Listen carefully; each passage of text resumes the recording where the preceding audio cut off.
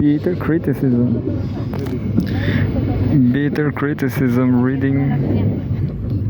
I don't know what I'm going to read. Let's be happy. Cgtn. Cgtn, right to the end.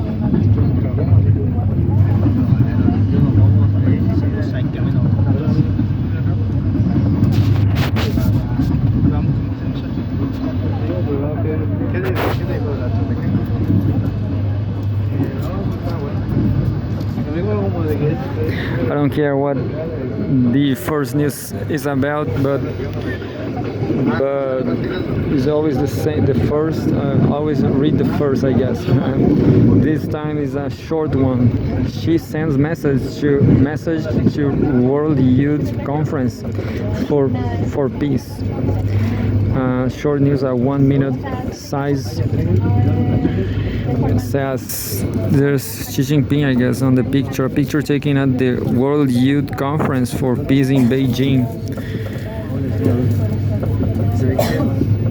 Chinese President Xi Jinping sent a message to the World Youth Conference for Peace on Thursday. She pointed out that this year marks the 80th anniversary of the victory of Chinese people's war of resistance against Japanese aggression and the World Anti-Fascism War.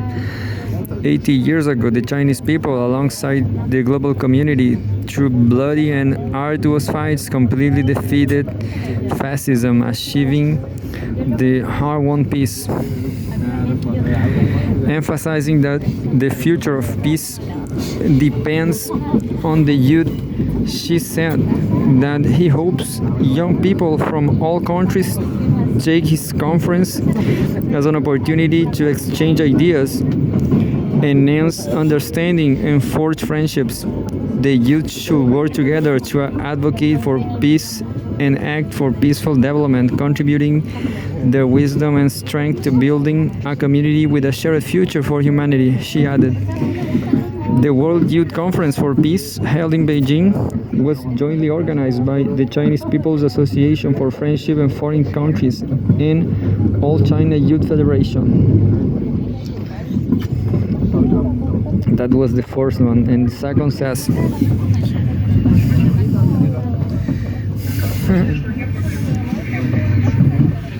now this is a problem right here in this spot. Is a free internet spot. There's no internet right here. Finally, we leave the mountain. We leave the tunnel, so we have internet.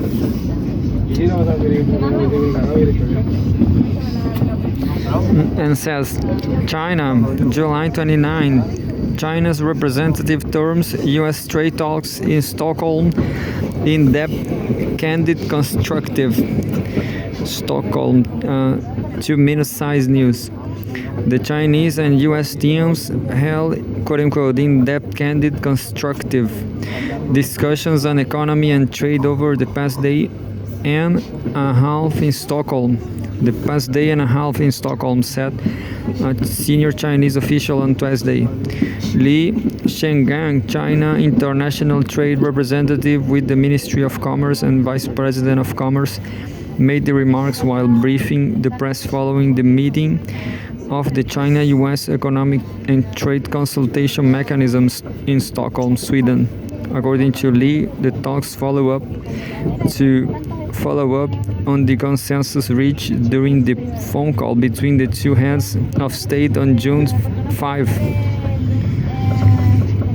Quote, the economic and trade teams of both countries held in-depth, candid, and constructive discussions on major issues of mutual concern under the framework of the China-US Economic and Trade Consultation Mechanism, Li said, noting that the two sides fully recognize the importance of maintaining a stable and healthy China-US economic and trade relationship. He said the two sides conducted a comprehensive exchange on their respective macroeconomic situations, reviewed the progress in implementing the Geneva and London consensuses and acknowledged the positive outcomes. adding that both sides engaged in frank communication regarding their key economic and trade concerns. Lee said China and the US have agreed to extend the pause regarding the 24% quote-unquote reciprocal tariffs imposed by the US, as well as China's countermeasures. The senior Chinese official also noted that going forward, the Chinese and US economic and trade teams will maintain close contact, ensure timely communication on relevant issues, and continue to promote the stable and sound development of bilateral trade relations. Nice, I guess, but this is not what I knew about the conflict between the US and China.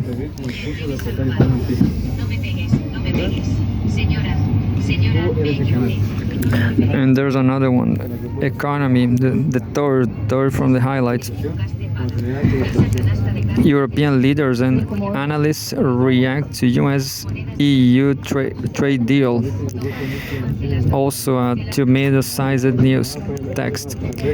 The US and EU have reached a landmark deal that will impose a 15% tariff on most of the bloc's exports to the US, effectively averting a potential trade war between world's two major economies.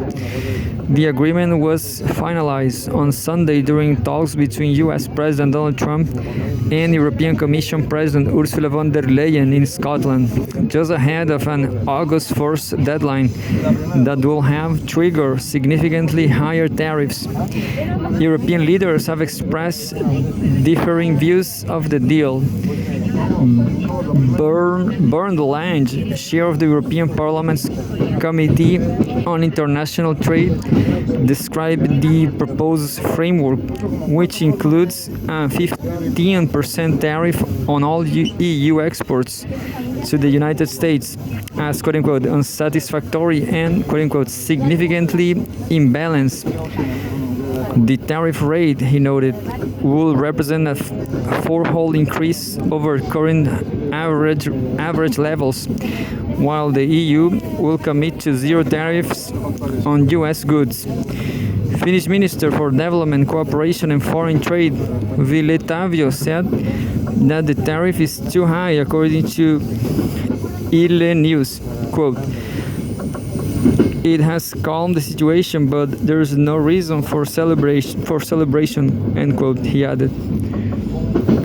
French Prime Minister François Bayrou told Reuters that, quote, "It is a somber day when an alliance of free peoples brought together to affirm their common values and to defend their common interests resigns itself to submission," end quote. Additionally, commentary around Wall Street believes that the U.S. recession risk has dimmed, even if tariffs still have the strong potential to extend a stifling impact on growth, as reported by CNBC. Quote, "We still believe the most likely outcome is low growth and firm inflation, not a recession, but a backdrop where the adverse effects of trade and immigration controls on growth outweigh the boost from deregulation and fiscal largesse," end quote, cited Morgan Stanley strategist Michael Cesas. The trade agreement between the US and the EU has caused severe market turmoil.